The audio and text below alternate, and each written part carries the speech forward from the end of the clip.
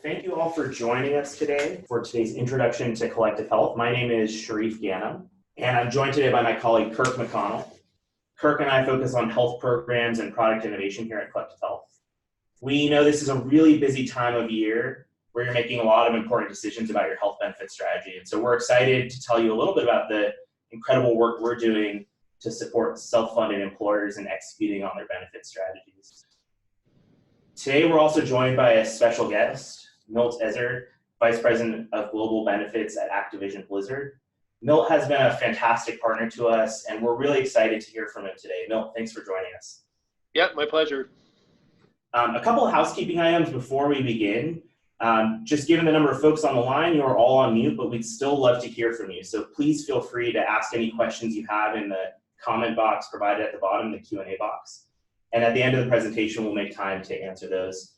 And if you hope to pass this information along to a colleague, a recording of this webinar will be made available this afternoon. Also, if you have any questions that we just don't have time to answer during today's presentation, please feel free to reach out to Kirk directly. His email address is kirk, K-I-R-K, @collectivehealth.com. So without further ado, let's begin. Milt, I'd love to start with you. This time of year, benefits leaders like yourself are making a lot of decisions. One might argue one of the most important decisions you have to make is who you partner with to support your people. And so I'd love to start with kind of an open-ended question. Can you talk to us a little bit about what you look for in a partner? Yeah, sure. So obviously, I think we all look for partners that share the same values that we do, or the same principles that we do, and a couple of mine are I'm always looking for partners that share my values on either reducing waste, because there's an immense amount of waste in the healthcare system now, either by people getting the wrong procedure at the wrong place, or by going to low quality providers, or by having bad outcomes because they didn't manage their conditions very well.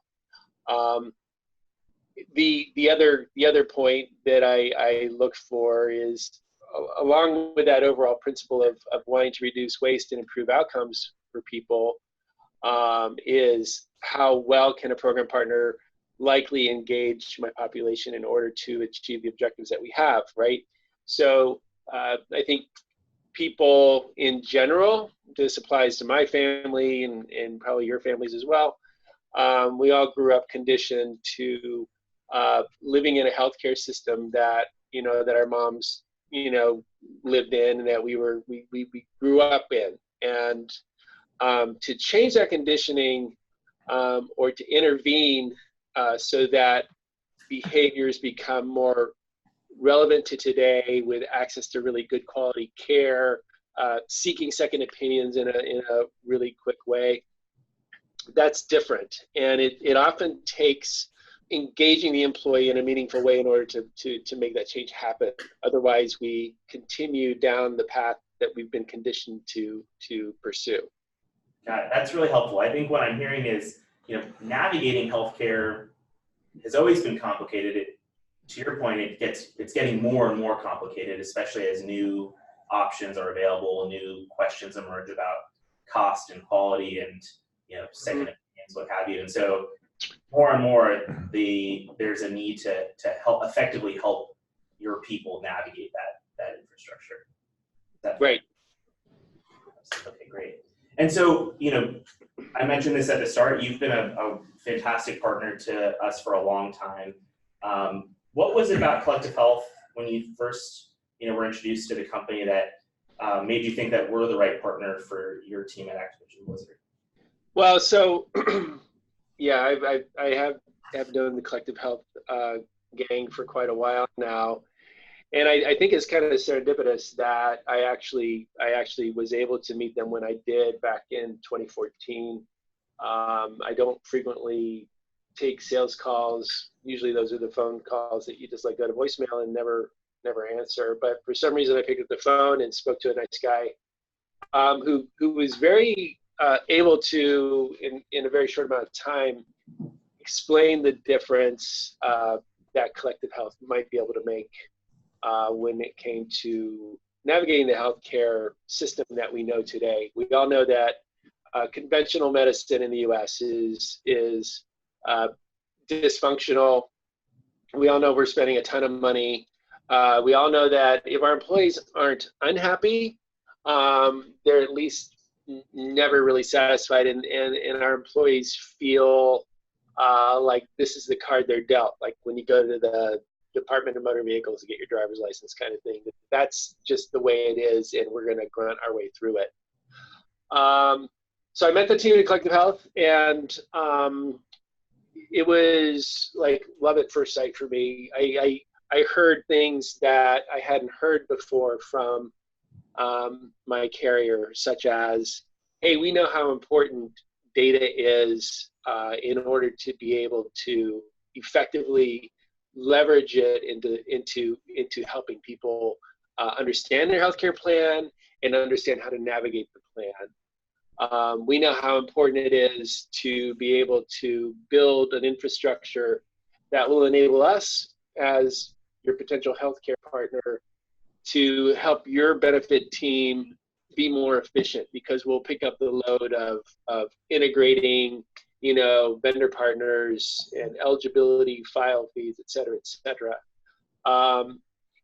Will help your employees actually love their healthcare plan instead of just tolerate it. That was huge for me too. And that would be done through doing away with the archaic way that we communicate or our health plans communicate with employees. So my population doesn't love to hang on the phone.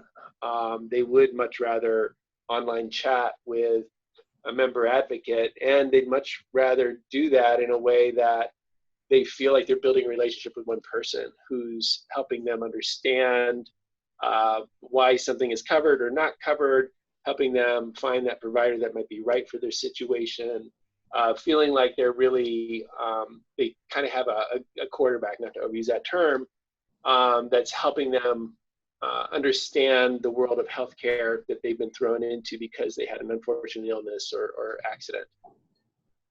So that's, that was it pretty much in a nutshell. I felt like there was a vision there for the future that would be dramatically different.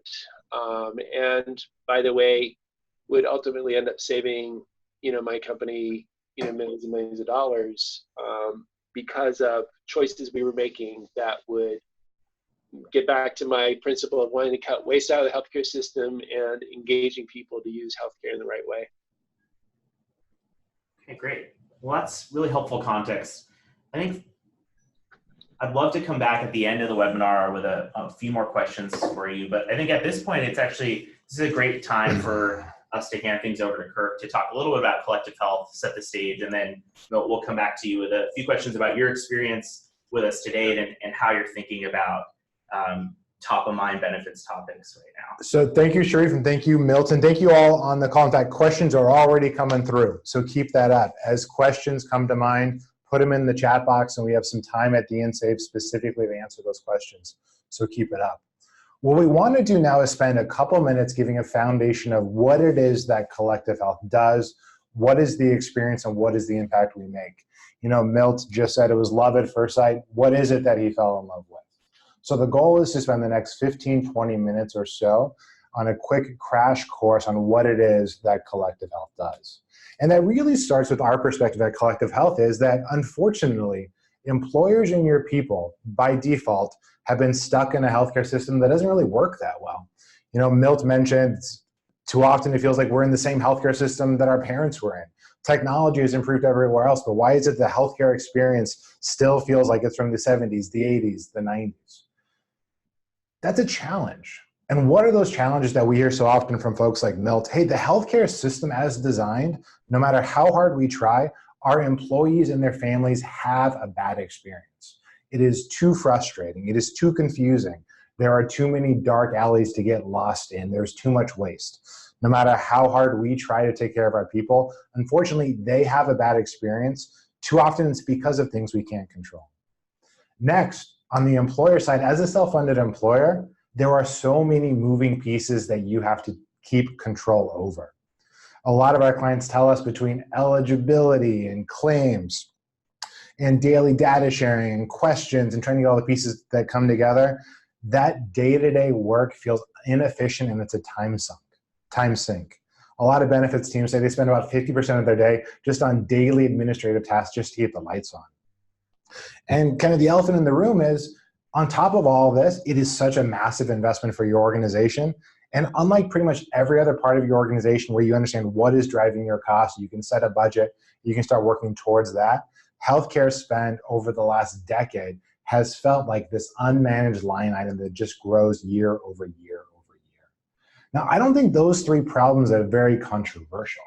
I think we all look around and say that is an artifact of the healthcare system we are in. And let's be honest, there's been ideas on how to make it better, but those ideas haven't made a big difference. 10 years ago, the thought was, well, consumer-directed health plans are going to be the solution. Let's have members put more skin in the game and that'll change. Has it fundamentally changed healthcare? No. In fact, a lot of recent studies have shown that high-deductible health plans, if used improperly, can cause more harm than good. And then there's the rise of, well, you know what the solution is going to be? It's going to be private exchanges. Let's give employers infinite choice. Let's insulate them from the day-to-day. Let's give members 15 different things to enroll in. Did private exchanges solve everything? No, not really. In fact, what you heard from employers were saying, now I feel like there's a wall between our team and our people. And what did members say? Well, they said, I don't really know how to choose the best plan design for me. I have 15 choices. Which one do I choose? I'm probably going to actually choose the wrong one. And then you hear other things like reference-based pricing or complex tiering as those benefit designs are going to change the world. And the reality is, maybe they'll make some difference, maybe not. But as broken as our healthcare system is, I don't think any of these trending topics have really made a substantial change. And why not? Well, that goes back to how we see the world at Collective Health, which is the system is just improperly set up at its core. Kind of here's what we mean by that. You think of Milton and his team at Activision Blizzard, or for all of you on benefits teams and your employees. You do try to put your people in the center of the experience. Try to optimize it for them. But it already starts to get complicated. Okay, we need a medical carrier, pharmacy, dental, vision. Maybe we're already up to 3 or 4 partners. And then you say, okay, well, then there's these administrative pieces. We need health funds, we need a COBRA vendor, we need stop loss. Great, you're up to 7 vendors.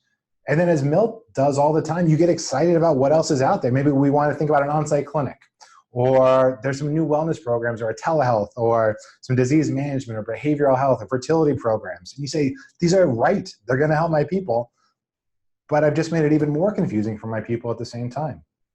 Then you say, well, how can I make it less confusing? Well, maybe I'll add a third-party concierge experience on top of it, or I'll outsource communication to someone else. And does that make it better? No, in fact, it just makes it more complicated. This is where I think it can be so challenging for members to navigate the healthcare system, because they are not healthcare experts. They look at this, they sit down during open enrollment, and the takeaway is, this isn't getting better. In fact, it's more confusing. Now there's 8 circles I have to know where they are and what they do. And one of the realities is that's just confusing for your members, but on the benefit side, this is what your day-to-day world looks like. You have all these pieces in place and you're trying to get eligibility to and from, payments to and from, claims to and from. You're trying to get them to work together. You're trying to close the data loop. And it's really hard. We think about those challenges, the poor member experience, the benefits team, inefficient administration, unmanaged costs. I think it's a symptom of this. I think it's a symptom of the way that we have thought self-funded plans have to work. I don't think it's the right way. In fact, I challenge all of y'all, if I gave you a whiteboard and a pen and I said, draw the perfect system to administer self-funded benefits, I don't think you would draw this. The perspective at Collective Health is it has to be better than this. We need a different foundation for self-funded benefits. So what is that foundation? Well, it starts to look like this. That world on the left, we need separate administrators. We need a separate patient advocacy, maybe an Accolade or a Quantum. We need a separate engagement hub, maybe something like a Castlight. We need a separate analytics partner. We don't think that's the right way. We think there should be a foundational platform that drives it all together, that one person could be the administrator, one person could be the member experience. One entity could bring all the pieces together to drive engagement. One entity can help you administer the day-to-day and understand what's working and what's not. A common foundation designed to bring all these pieces together. Let's get a little more tactical. I like to think of collective health in 4 phases: connect the pieces, help you run the day-to-day, engage your people, and finally bring all the pieces together so you understand what's working and what's not. And again, this is what starts to feel different about collective health. First, it starts by saying, well, let's connect the pieces with you. The medical, pharmacy, dental, vision networks that make the most sense. Let's bring them in. Next, let's plug directly into your HRIS or Ben admin system. Do enrollment in there, and then we'll take over. Send us one eligibility file, we'll take over from there. And whatever third-party programs you want, we want you to be excited about what's out there. We want you to say, that's gonna help my people, and that's gonna help my people, and that's gonna help my people, and have a common way to bring all those programs together. So step 1, all the right pieces, connect them together. But we're more than just a connector and intranet site. We're actually gonna help you run the day-to-day. We are the administrator, we're actually gonna adjudicate medical claims. Next, we're gonna manage eligibility to and from your vendors. You send us that one file, we'll send it out to your 5, 10, 15, 25 different partners. We will manage the eligibility back and forth. Your team doesn't have to worry about that. Same on payments. We can manage payments to and from all your vendors with great accuracy, great reporting, great accountability. We can take that work off your plate as well. So again, put the right pieces in place and really use our system to help you manage the day-to-day. But that's only on the back end. One of the things that I think is most transformative about collective health is what that means for your people. Now, all of a sudden, you have a fundamentally different way to engage your people. It is one experience for everything. It is one mobile app for medical, pharmacy, dental, vision, third-party programs. It is one website. It is one phone number to call or chat or email, and they can answer your questions because they know everything about your plans, your coverage, your programs, your claims. It is one partner that can begin to proactively work with your members to help them navigate the healthcare system. Again, on the benefit side, it's never been more powerful because you can mix and match all the pieces so it is right for your organization. But for your people, that power has never been simpler. It is one experience for everything. And again, as you can imagine, when you get all these pieces coming together, there's a lot of potential in the data. Live dashboards across medical, pharmacy, dental, or vision, so you can understand kind of to the minute your claim spending. One way to bring all the reporting together. A common platform so you and your consultants and your data warehouses or whomever can have a better way to actually focus on the insights, not just fighting to get the data to work together. Again, this is what we get excited about. Instead of the crazy world with lots of circles and disconnect and confusion, a platform specifically designed for innovative employers to bring all the pieces together. Milt joined us about 4 years ago, and I can tell you, 4 years later, we have a lot of proof that our approach works. When you go from a world of a poor member experience, the reality is with collective health, members have a fundamentally simpler, fundamentally better, and a fundamentally more trustworthy member experience that you can actually strive for your members to love their healthcare, not just tolerate it. Next, on that day-to-day administration, a lot of our clients report that they see up to about a 60% reduction in benefits-related questions or work because people are calling us, not them. We are managing eligibility. We're managing payments. We're managing claims. And finally, on that costs, instead of it just feeling like this line item expense that goes up and up and up, with our clients, it's a lot of transparency and control to really turn this from a cost into an investment that you know what is driving it and you know how to control it. But let's take a couple minutes to go from the abstract to the tangible. So theoretically, that's what collective health is, a simpler way to bring all the pieces together. What does it actually look like for your members? Well, again, it's everything from working with you during open enrollment to clearly communicate what the choices are and maybe even get people excited about their benefits. It is that really high-touch support. That's Kimmy, one of our member advocates. You can give her a call, chat with her online, send her an email, and she's there to be helpful. Because we're the plan administrator, we do the EOBs. EOBs are a huge opportunity to simplify how healthcare works. And again, the great thing about collective health being the administrator, those fundamental touch points come through us as well. And then obviously one web experience, one mobile experience, bringing all those pieces together. Again, for your members, I would argue healthcare has never been simpler. Start with collective health. Everything is within collective health. So let's go a little bit deeper. And I mentioned earlier, EOBs are a great example. Close your eyes and kind of think about the traditional carrier EOB. It says, this is not a bill all over it. There's numbers you don't understand. It's really tough, even if you're on the benefits team, to parse it out. We saw that as a great example to do things differently. In fact, we don't call them EOBs because no one actually knows what an EOB is. We call it a benefit statement because folks are used to getting credit card statements and cell phone statements and cable statements. So let's actually speak their language, not expect them to transform for healthcare. Here's your medical benefit statement. Here's exactly how much you owe. Here's why you owe that much. Really clear and designed to be easy to understand. And one of the great things is all of a sudden medical looks like this. So does pharmacy. So does dental. So does any other program that comes across as a claim. So your folks aren't getting 3 or 4 different types of communications from 3 or 4 partners.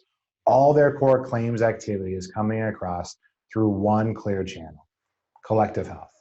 And whether you want the paper or you want this digitally, we're there in the form that your folks want it. So now let's go from our benefit statement to actually interacting with our folks. So picture this. What if you could just tell your people, here is one phone number to call. Here is one way to online chat. Here is one email address whenever you have questions. And when you call, a real person picks up in seconds to say, how can I help? They have all the information about all of your medical, pharmacy, dental, and vision plans, all of your claims, all the programs you have access to, all of your past interactions with collective health. Again, not a layer sitting on top of your insurance company, but one phone number, direct access to the administrator. You call about dental, but then you ask a pharmacy question as well, and you learn you have a diabetes vendor. Oh, and you actually get matched up to a high-touch support program at the same time. Helpful, connected human support for folks that want to talk directly with a human. You know, Milt mentioned, though, that some people, they want to get on the phone. Some people want to use the phone to navigate everything themselves. That's why we've put such a focus on our digital tools. Imagine if you could tell your folks, hey, just download the Collective app and all your medical, pharmacy, dental, and vision cards are there. There's one search bar for every in-network provider across medical, pharmacy, dental, and vision. All of your claims are there. All of your utilization details are there. Every third-party program is there. Everything is just brought together. Healthcare starts with collective health. And when we talk about everything bringing together, you know, imagine that. You can give your folks one area to say, here's your medical, pharmacy, dental, and vision information.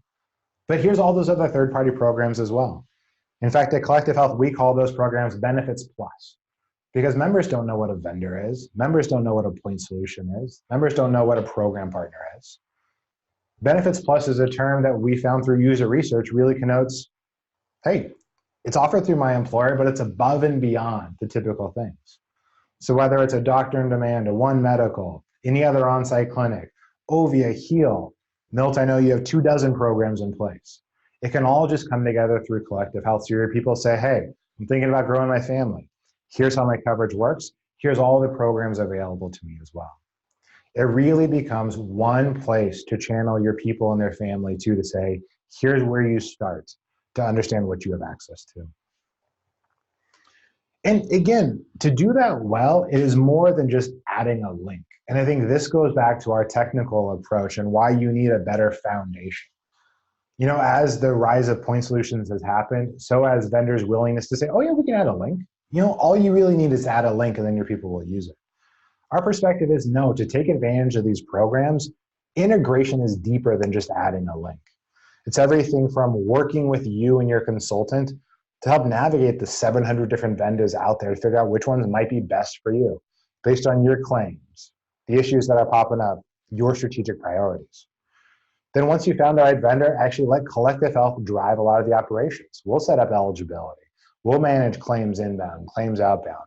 We'll manage any invoicing and payments. Again, we can manage a lot of that day-to-day for you. On the engagement side, then bringing those programs together in all of our digital touch points. Making sure that when you call us, we know about all those programs as well. So if you call about a question of a diabetes medication, we can say, oh, did you know your employer is Livongo? Livongo is a great program. Do you want me to help you get set up with that? And then using a lot of our analytics, CH Cortex, which is our internal analytics engine, to increasingly be able to proactively match the right people to the right program. And then finally, to do this right, data on the back end into what referrals are collective health driving. And increasingly through our partnership with a lot of these programs to get closed loop back. Which members are actually engaging with those programs? Using claims data to understand which of those programs are actually making a difference. Again, I get excited about a foundation like this because then we can say, hey, game on. Which programs do you want to turn on? You don't have to be worried about the incremental work of turning them on or the fear that if I turn it on, is anyone going to use it? This is the approach that starts to bring people together.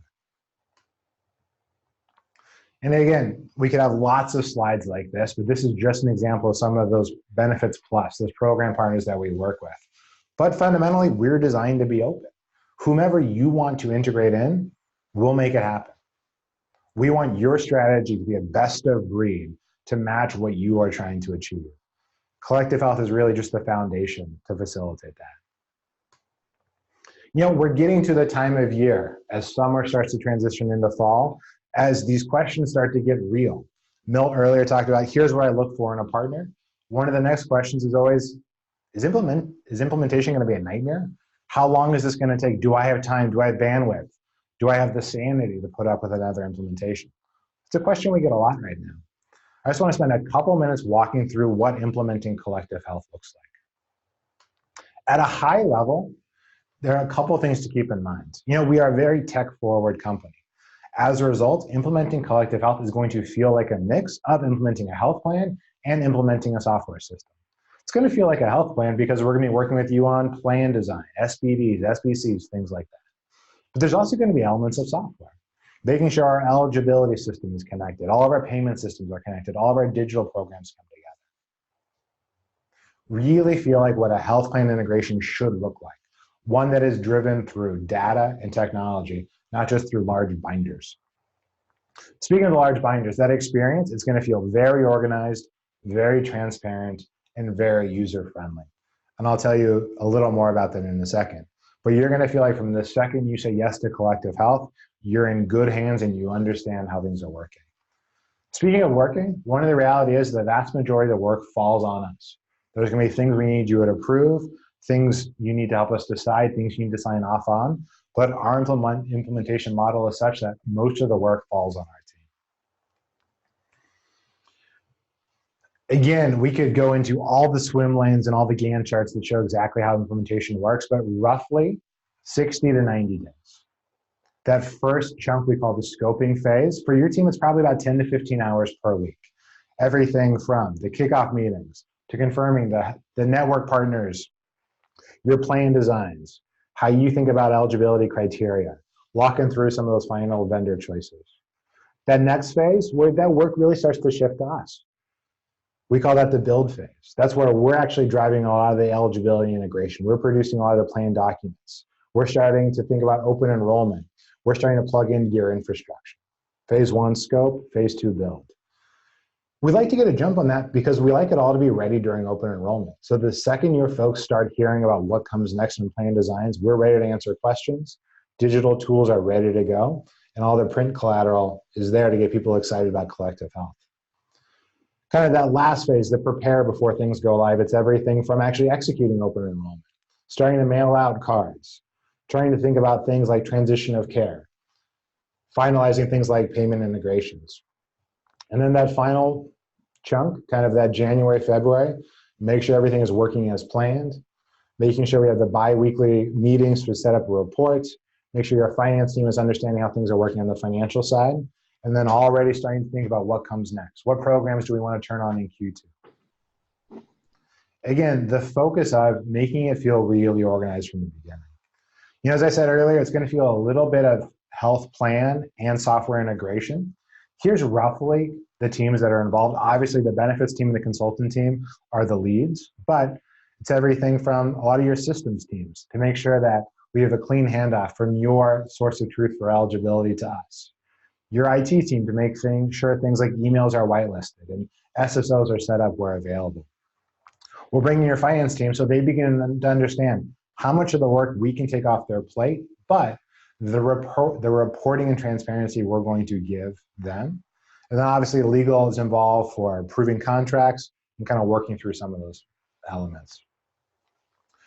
One of the things that we do to make it feel so user-friendly is move from the world of, excuse me, large 3-ring notebooks to having a digital integration hub. Kind of, we call it our implementation hub. One thing that's nice about this is you have one place for you and your team to go to see all the timelines, all the project plans, all the meeting agendas and notes, so you're not going through email. Really clear documentation and logs of decisions. So it's not like, did we sign off on that? Who signed off on that? It's all very clear. Excuse me. One place to go for all the pertinent documents, contracts in one spot. All the helpful resources to get up to speed on how the various operational elements of collective health work. Again, the goal here is so that you know how things work, where things are going, and it's not spending time on the phone or digging through email to figure it out. It's just all right there on your implementation hub. Again, I think the core thing to think about is we've done this before. We know what we're doing.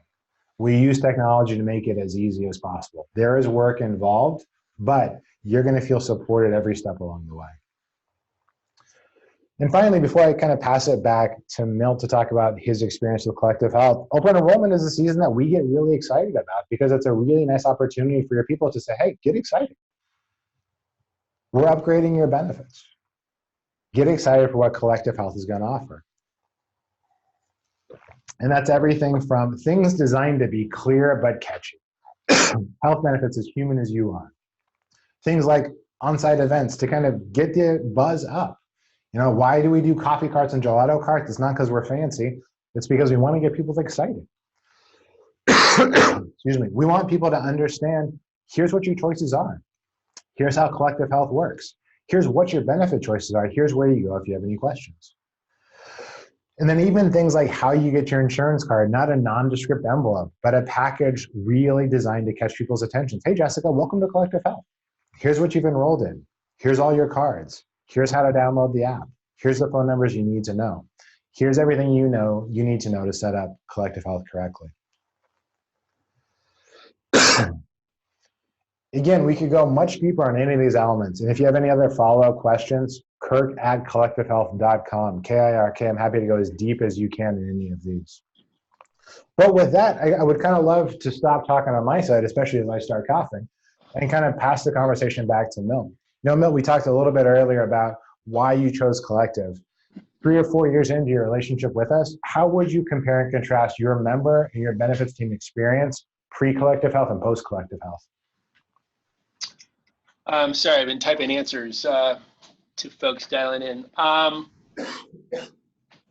So, you know, pre-Collective Health, as I mentioned, you know, we've all been kind of used to the status quo in healthcare, and we really didn't have a burning platform where members were beating down our doors, saying they didn't like their current plan or their current provider. But we felt we were spending an inordinate amount of time addressing questions and concerns, helping people, you know, chase answers that they weren't getting satisfactorily from our carrier. Number one, I'll say, from the membership side, when we did our first open enrollment going into 2016, it was a little bit of a scary roadshow because we were going to tell our population that we were going to be replacing the carrier that they were familiar with, right, a big name carrier, and instead plugging in something called Collective Health, which was something I'd never heard of before. So I think what's good to know is that wasn't as traumatic as I thought it was going to be. It was actually pretty exciting. People lit up because the promise of a new member experience, coupled with a familiarity of, in our case, it was the Blue Shield network, being on the card, mended all of that. And members right out of the gate, after open enrollment meetings and after open enrollment occurred, you know, began to feel like they were going to get a premium experience, all the way down to how the cards were presented to them in the mail at home. It came in a little box rather than in an envelope that looked like junk mail.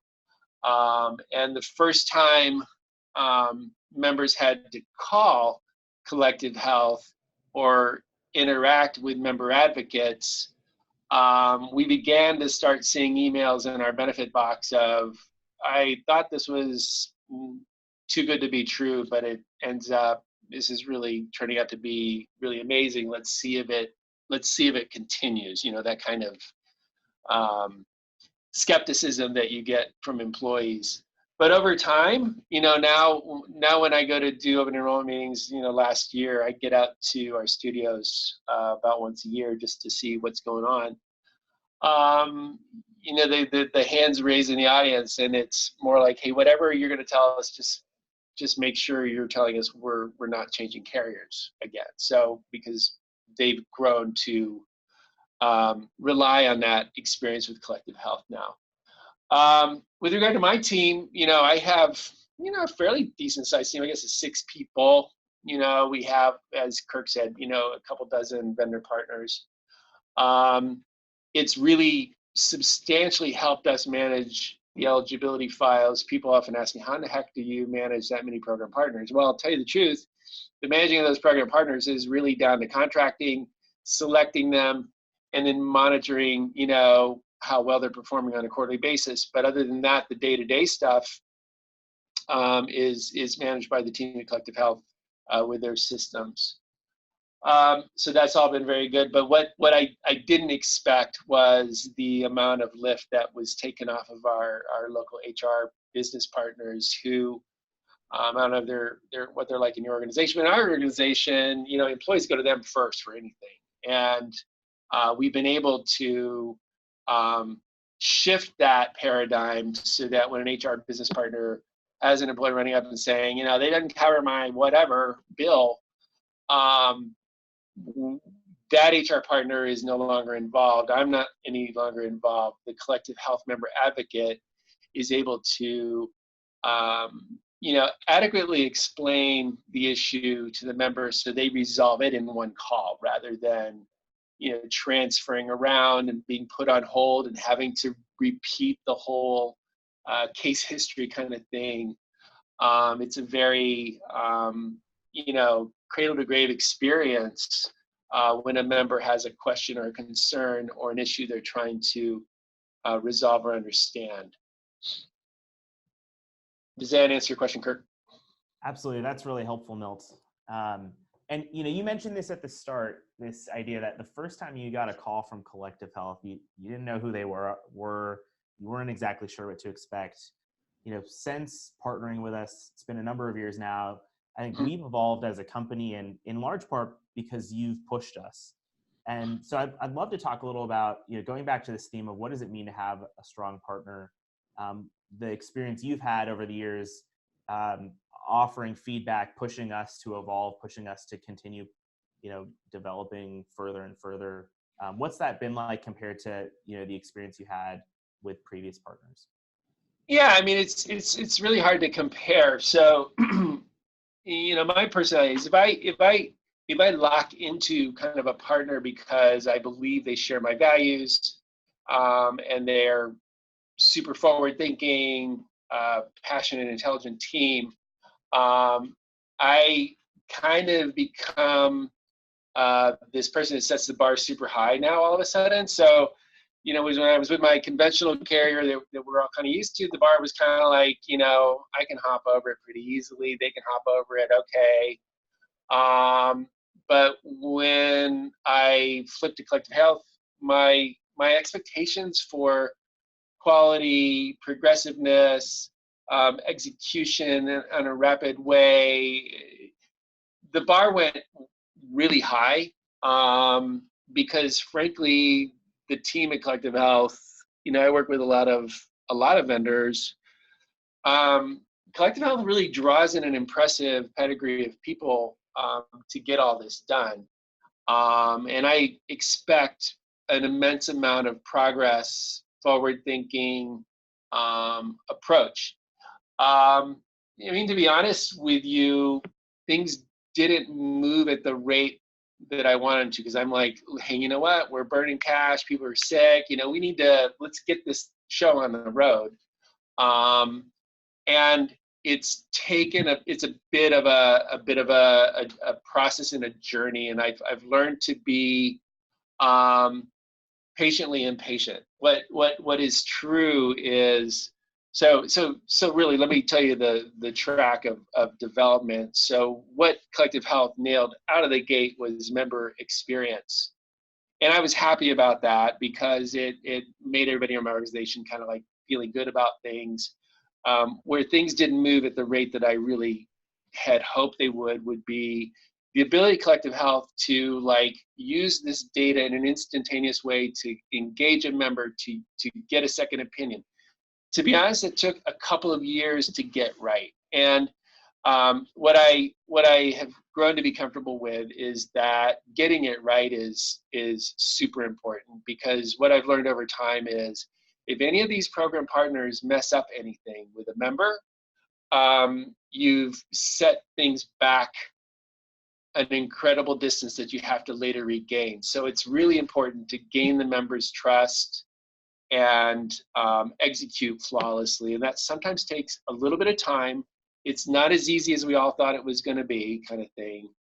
But what has been realized is the member experience with member advocates and their comfort with Collective Health as being partners and not adversaries is paying off in spades, because when Collective Health got to the point where they're able to tap a member on the shoulder and say, hey, you might be a great candidate for Livongo, the member is much more likely to take them up on that offer, because they do trust them. They don't feel like they're trying to cut back on benefits. They just feel like they're trying to help them understand what's available to them, because we all know our employees are typically not focused on their benefits, and they're not experts in them, right? So it's our responsibility and Collective Health's responsibility to be able to engage that member at the right moment, right?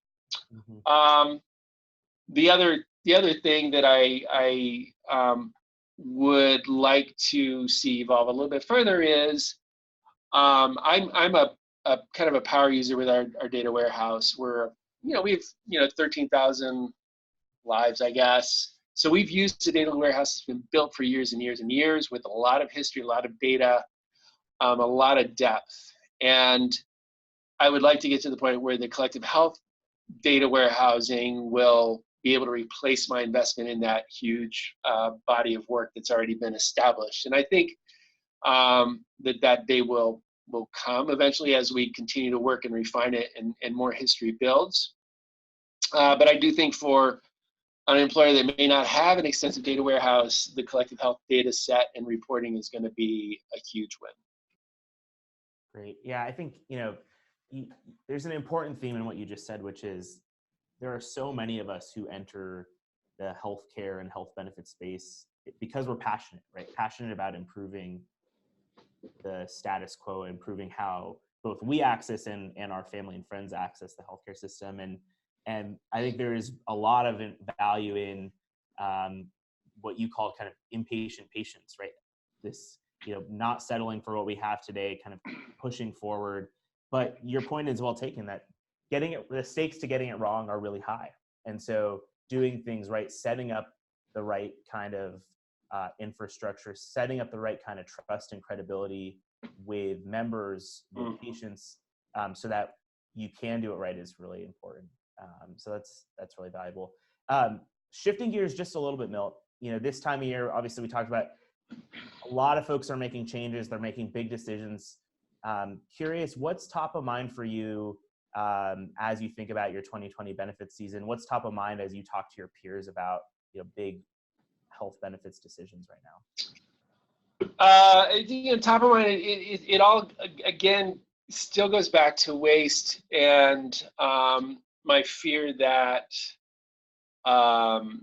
we're going to be spending a lot of money and having to make a decision on how that money's spent, especially when it comes to the topic of specialty medications. I mean, I've heard there's a lot of drugs being developed in the novel category and the specialty category, which are going to be extremely, extremely expensive. You know, one that's new to the market that treats spinal atrophy in infants. Although that's a rare occurrence, I hear the drug's like over $1 million. You know, I understand there's a drug in development that a parent who has a child with a peanut allergy can administer to that child, and that drug is several $100,000 in order to treat that child's peanut allergy and prevent them from being at risk of, you know, anaphylactic shock, etc.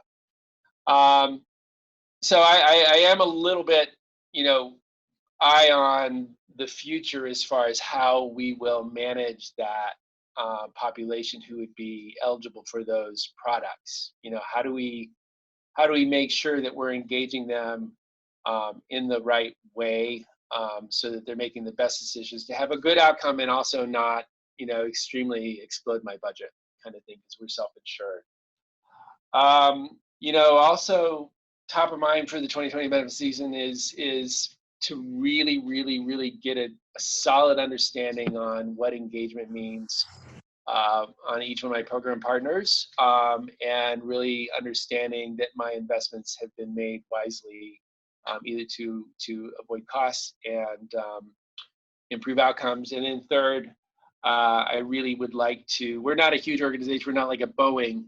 I'd really like to be able to have ways that we're able to get cost and quality information to our employees in a more effective way when it comes to selecting providers, innovative ways to incent people to use centers of excellence so that they have the best possible outcomes and end up, you know, not wasting money as well.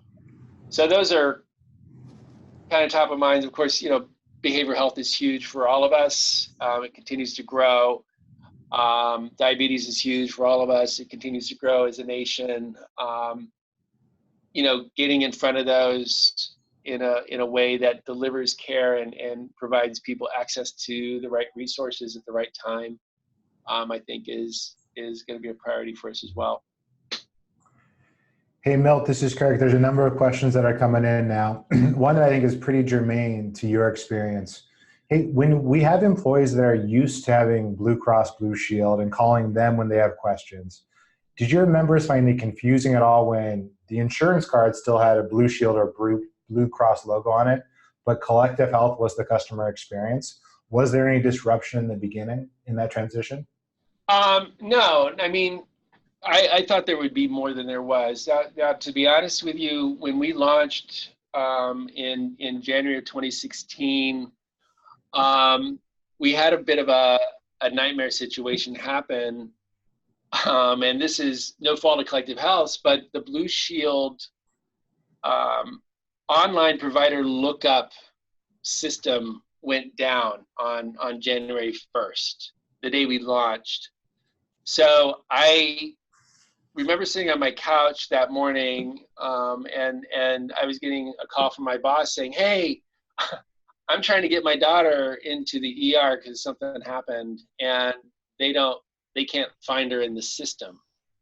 So immediately my heart sank, and I thought, "Oh, I'm going to get fired," because I moved to Collective Health and this happened. What really was behind it is the entire Blue Shield provider lookup system had gone dark for a period of time. So when you went in and showed your ID card, which clearly had the Blue Shield label on it, to the hospital, it wasn't that they saw a card that had Collective Health on it.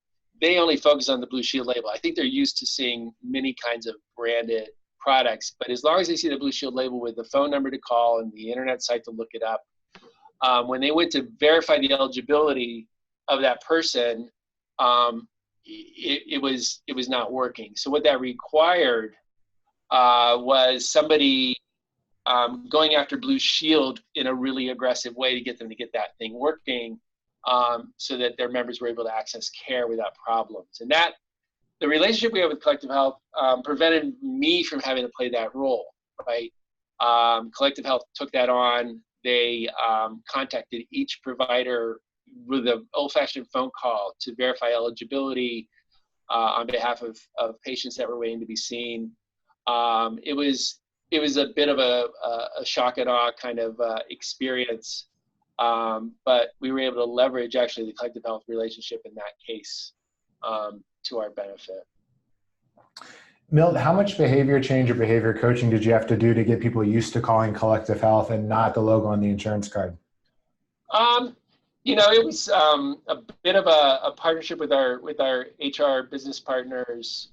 That, again, it's all about conditioning for the first few times. I would say that within about 6 months, there was a dramatic decrease in us having to remind people to do that. We're at the point now where we never really have to, which is kind of unusual, because people are comfortable enough dealing with their member advocate. But in the beginning, it's a bit of development of trust.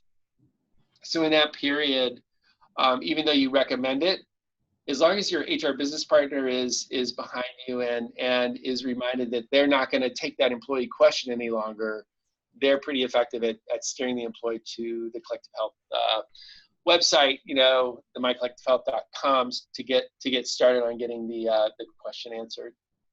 I think we have time for one more question. There's a number of questions that have come in. We can kind of personally follow up with those afterwards. But I want to ask you a question that actually came pretty early on. Milt, do you see the administrative simplicity saving your team time and energy?